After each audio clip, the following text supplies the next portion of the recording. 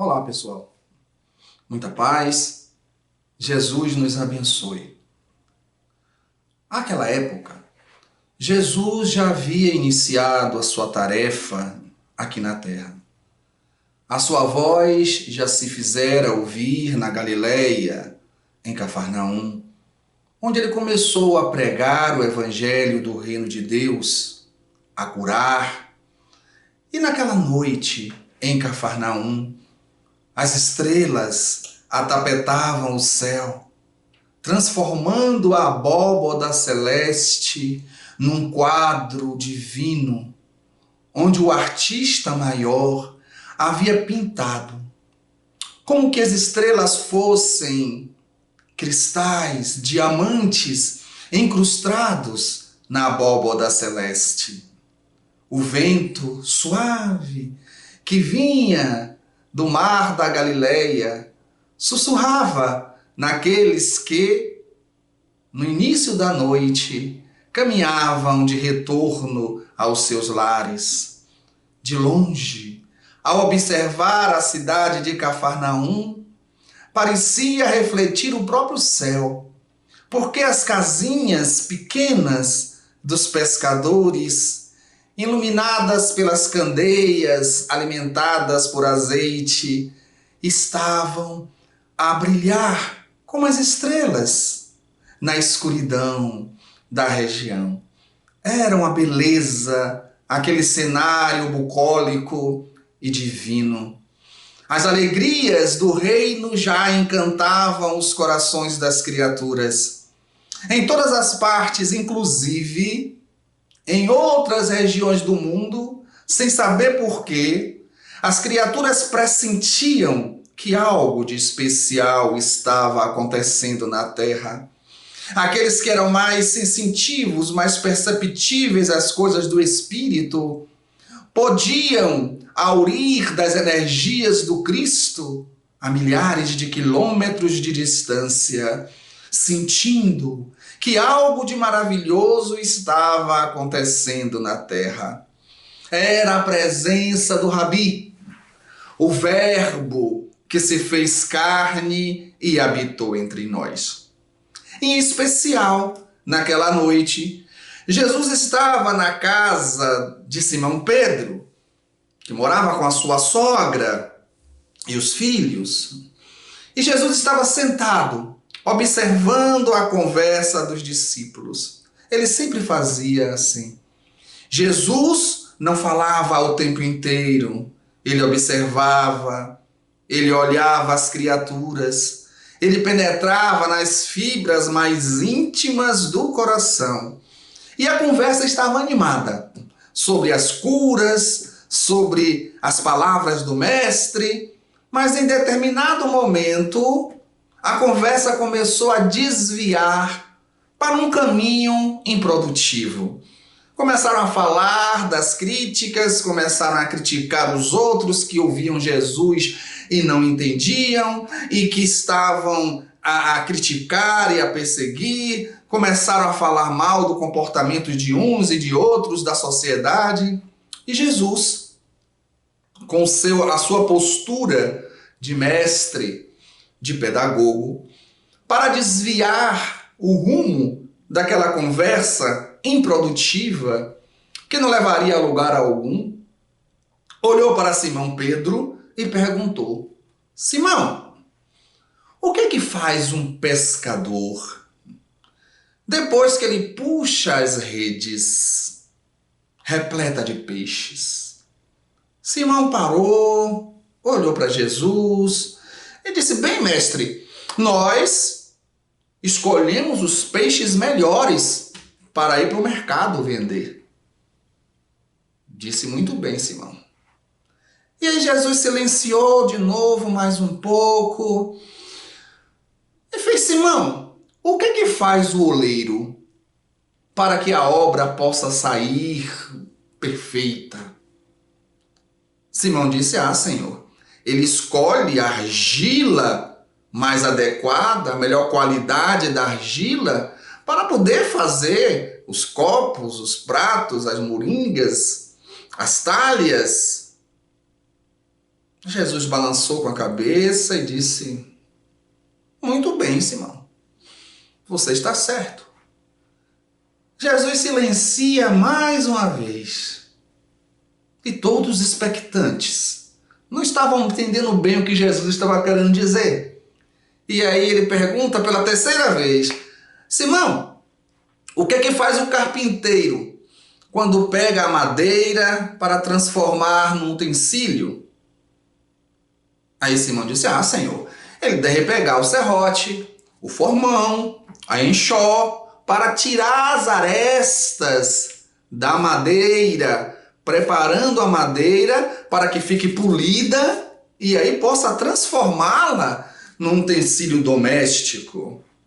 Jesus sorriu abertamente e disse: muito bem, Simão, você falou bem.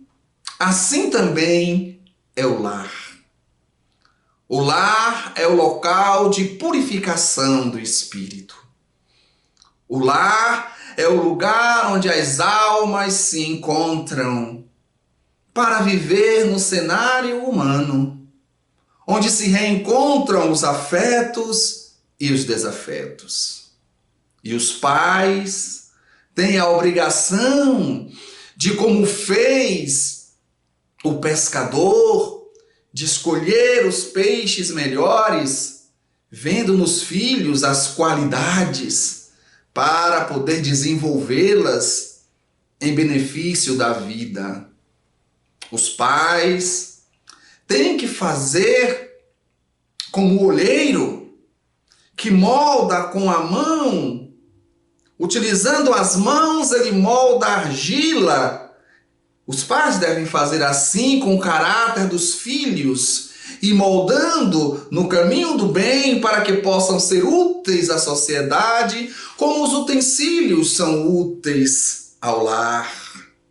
Mas também, Simão, os pais devem ser como os carpinteiros, tirando as arestas, tirando as farpas, ou seja, aparando as imperfeições, as tendências negativas dos filhos. O lar é o local de transformação. Se o lar está saudável, a sociedade está saudável. Se o lar está doente, a sociedade está doente. Todos ficaram expectantes, abismados, com a capacidade de Jesus de trazer objetos do dia a dia para passar ensinamentos. Ninguém como ele. Ele olhou para aqueles que ali se encontravam e disse: Simão, nós acabamos agora o repasto, jantamos, alimentamos o nosso corpo. Pega para mim as escrituras. É o momento de alimentar o espírito. E Simão, solícito, pegou as escrituras e entregou a Jesus. E naquela noite, onde as estrelas cintilavam no céu, onde a brisa sussurrava em Cafarnaum, onde as casas piscavam, as candeias alimentadas a azeite, onde se podia ouvir o murmúrio do vento, onde a lua derramava sua luz diáfana, refletindo no espelho d'água do lago de Genezaré, do Tiberíades, do mar da Galileia. Naquela noite, Jesus implantava na terra o primeiro culto do Evangelho no lar. Nem o Lúcio, através de Chico, nos traz essa história que de forma pálida eu passei para vocês de forma imperfeita, mas nos traz a importância do lar, a importância dos pais na educação dos filhos, o lar como oficina transformadora, o lar como a primeira escola, o lar como local de reencontros para fortalecimento dos laços de amor e reajustes de delitos do passado, mas nos traz o incentivo de realizarmos o Evangelho em nosso lar. Um dia por semana, meia hora apenas. Escolha um dia específico, um horário específico. Reúna a família. Se não tiver ninguém, sozinho, porque sozinho você não está sozinho. Os Espíritos estão contigo. Jesus está contigo. Deus não te abandona um minuto sequer. Então, se possível, reúna-se com a família. Coloca em cima da mesa um pouco d'água, uma jarra, alguns copos.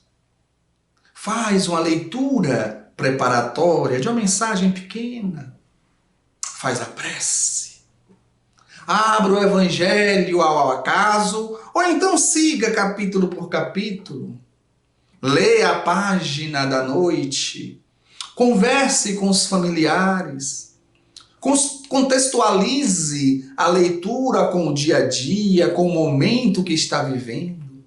Converse sobre as coisas da vida, da família, naquele momento de paz. Depois, faz a prece de encerramento, pedindo a Deus que energize a água que será bebida depois, agradecendo a Deus pela semana vivida, pelos dias que estão chegando pela frente. Uma vez por semana, 30 minutos, um encontro direto com Jesus, no culto do Evangelho no lar.